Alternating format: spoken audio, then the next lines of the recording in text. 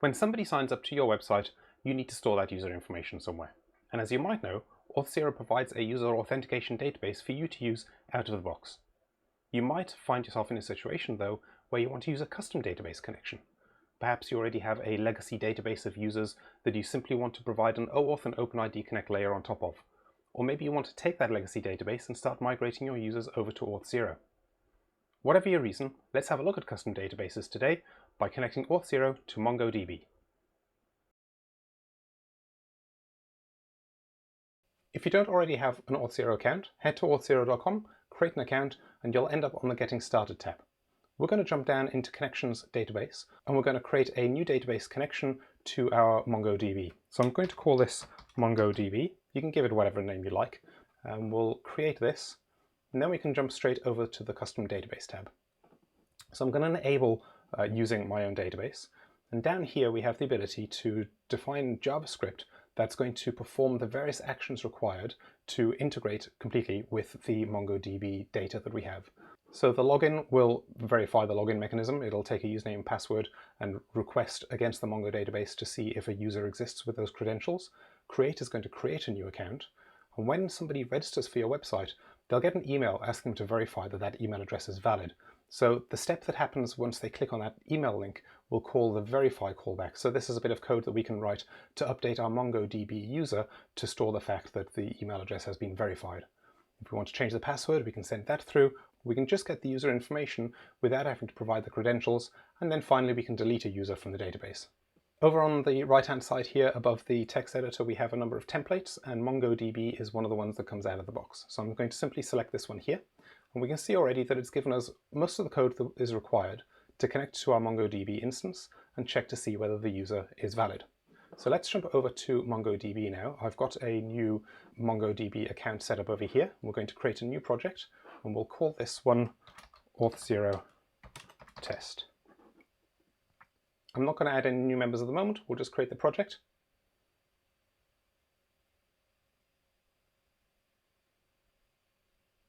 And now we need a new cluster. So I'm just going to start a free cluster over here. We'll just use the defaults and start it in AWS. Right, that's the cluster built. Now what we need to do is get some connection details so that we connect Auth0 to our new MongoDB cluster. Under connect, there are two things we need to do. We need to define where we're whitelisting IP addresses from.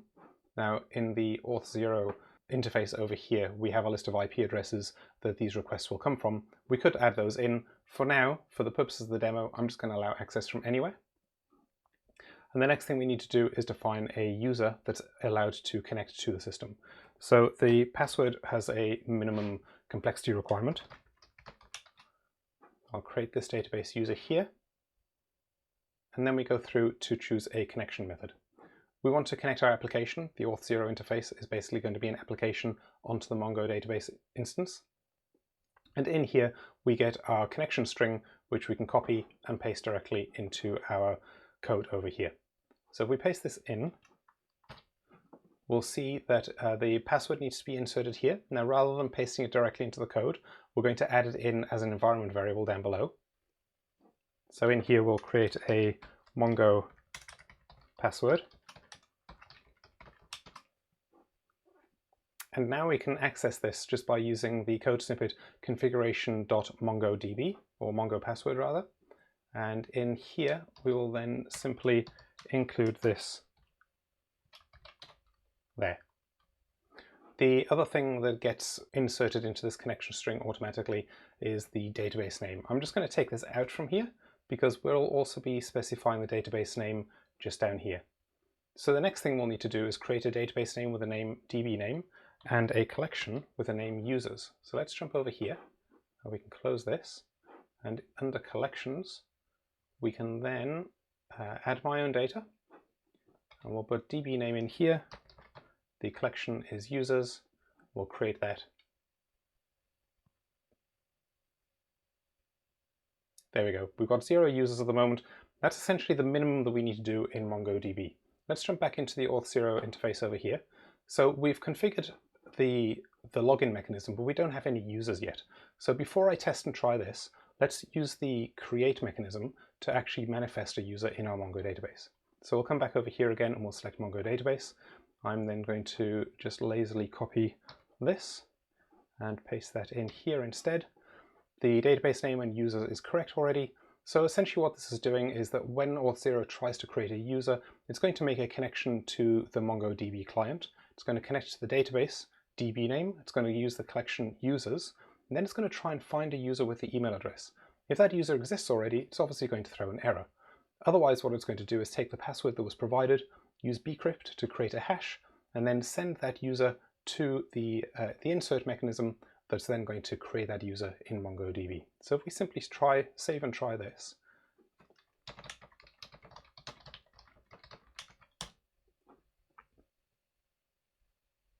user Ben Dekrai has been created, and if we come over here and then refresh our data, we should see one user in our MongoDB, which is the ben@dekrai.com that I was created with the bcrypt hash of my password.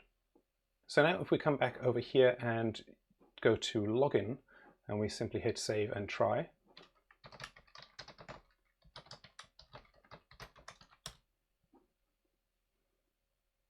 we can see now that it's managed to pull a user out with the ID starting 5F ending in B3, which is this one here, 5F ending in B3. If we just test for argument's sake that the password is verified, we can see here that if I put in a wrong password, we get a 401 unauthorized. All right, let's jump on to verify. This is the point at which I would have clicked on the email that I've received to say, please verify your email address is valid. And this callback is going to update the MongoDB database to flag the fact that my email address has been verified. So the default code in here is going to, let's just copy the connection string over again. The default code in here is going to pull out the user and set the email verified value to true. Now, because it's using this as a set, and it doesn't exist already in the database, doing this now, if I save and try, is not going to work.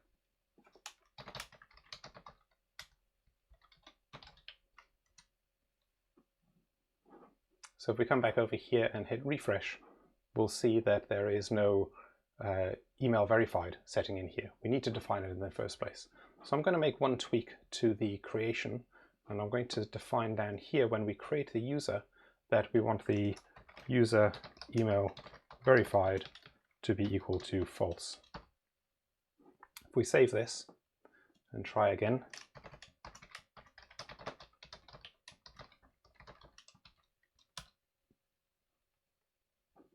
now if we refresh over here, we'll see the new user has been created with the email verified is false down here. And now if we try the verification process on this new user,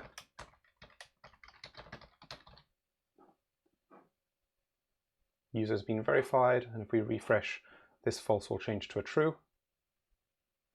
And now we know that this user has been verified, has had the email address verified. All right, so the next step is to configure the change password.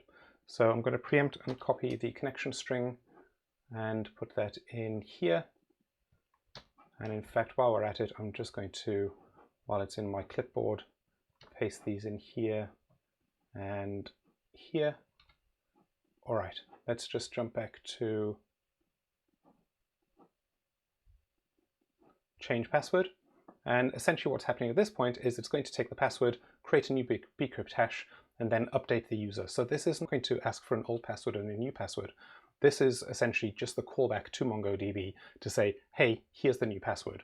Obviously, the verification will be done by Auth0 when the user changes their password, and this is just the mechanism used to update your data in MongoDB. So if we try this now, let's just have a quick look and have a look at the ben@dekrai.com ends in 7DLW. And if I now try this and I change the email address to something different, and then we refresh this, that was 7DLW, and now we have CIG6.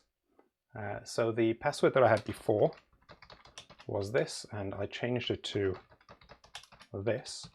So now if I copy that, and we come over and try the login again, and I paste in the new password, this should work. And if I try the old password with the exclamation mark, then this fails. So the change password works. Get user simply gets the user information.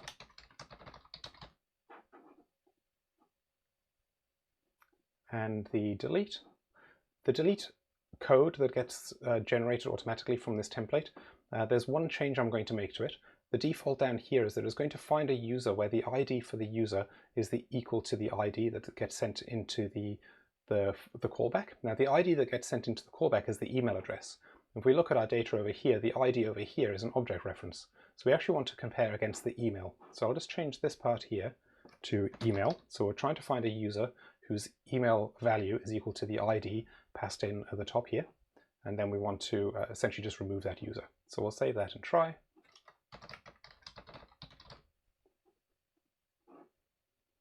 That's successful, and if I refresh now, we should lose that first user, and the user is now gone. That's how we connect MongoDB as a custom database in Auth0. If you found this useful, help somebody else find this video by clicking the like button. If you like this kind of content, subscribe to the channel, and if you've got any questions, stick them in the comments below. Thanks for joining me. I'll see you in the next one.